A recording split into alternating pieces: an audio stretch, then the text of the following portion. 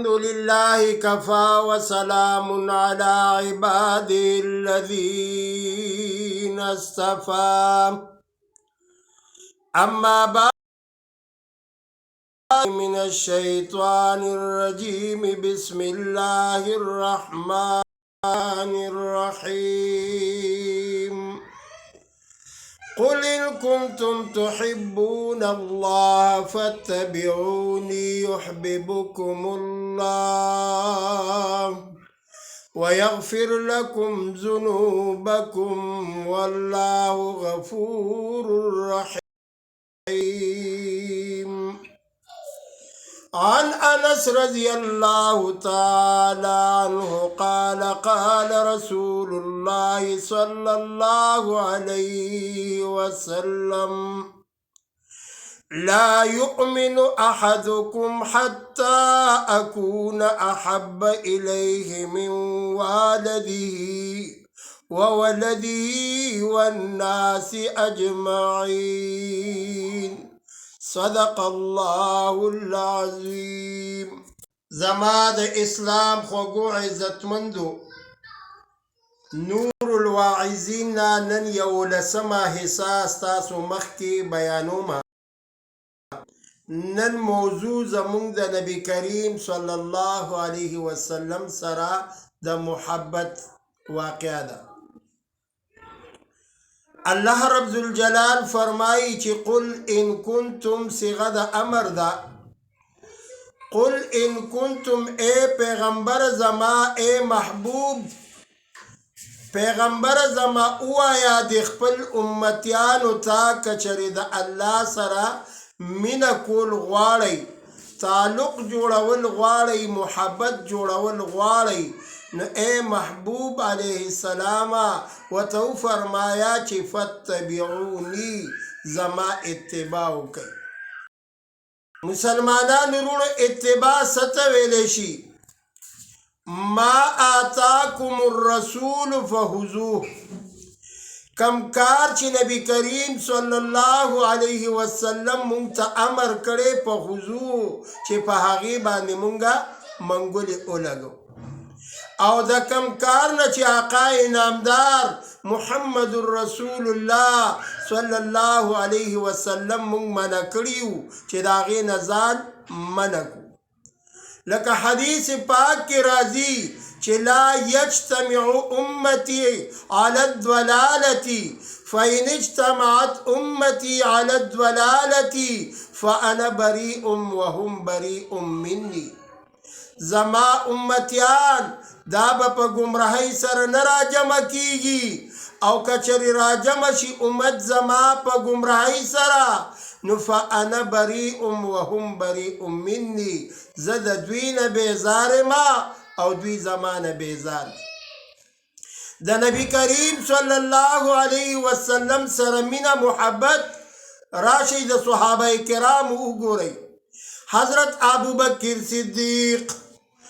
رضی الله تعالی عنہ فرمائی فداک ابی و امی یا رسول اللہ. کله چې تاسو سفر کوانو سردارا زما مور او پلار دي ستاسو نه قربان شي، زه به در سره خامخا زما.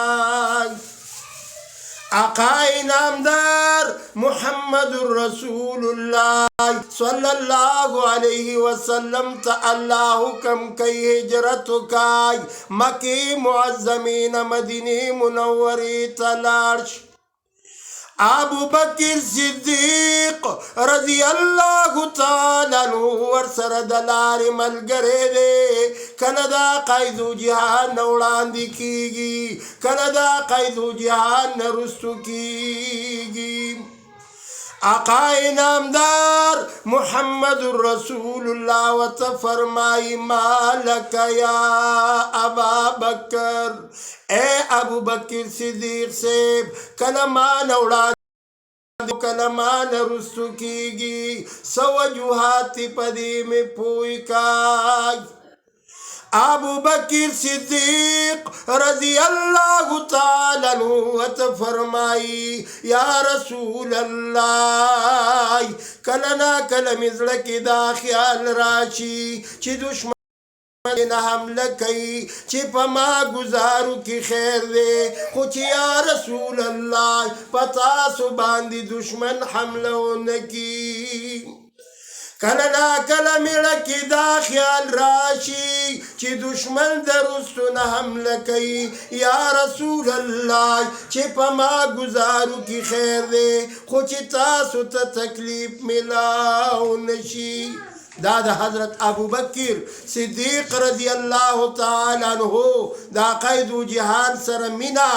محبت الفت پا کم انداز کے دے کلچ نبی کریم صلی اللہ علیہ وسلم غار سور تا ارسیدہ ابو بکر صدیق رضی اللہ تعالی عنہ فرمائی یا رسول اللہ یو دو ملٹ ماتا صبرو کئی دا غار دیر شڑ دے چیز زنن صفحیو کما بیا بتاسو تشریف روڑی او تاسو بلگارامو ابو بکر صدیق رضی اللہ تعالی عنہ دا پیغمبر علیہ السلام دا غار سور یار دے او سخر مبارک ہم دے دا حضرت عائشہ رضی اللہ عنہ والد محترم دے او ابو بکر صدیق سے غار تا دنن شو تمامی سوڑی بند کڑی لیکن یو سوڑا اغا پاتی وا ابو بکر صدیق رضی اللہ تعالی عنہ ورتا خپل پند مبارک کی خودا او آواز کئی چی یا رسول اللہ تاسو دنن تشریف اوریو کئی تاسو آرامو کئی او زبدلتا کسو کئی کوما دا دوارو جہانو سردار سرا دا صحابو مینو گو رئی ابو بکر صدیق رضی اللہ تعالی عنہ فتح مبارک ویلکوگ آقای نامدار محمد الرسول اللہ صلی اللہ علیہ وسلم آرام فرمائی ابو بکر صدیق رضی اللہ تعالی عنہ اوخ کے راضی دا قائد جہان پا چہرے انور مبارک باندی راضی دا دوارو جہان سردار مبارک دا خوب نبیدار شو چوے کتا ابو بکر صدیق رضی اللہ تعالی عنہ پا چگو چگو جاری سلگئی نیولے دے آقای نامدار و تفرمائی مالک یا ابا بکر سشوی دی تالا ستکلیف ملاو شو چیتا جڑا کے والفدا کا ابی و امی یا رسول اللہ مور و پلار دی زمان ساسو نا قربان شی پا دی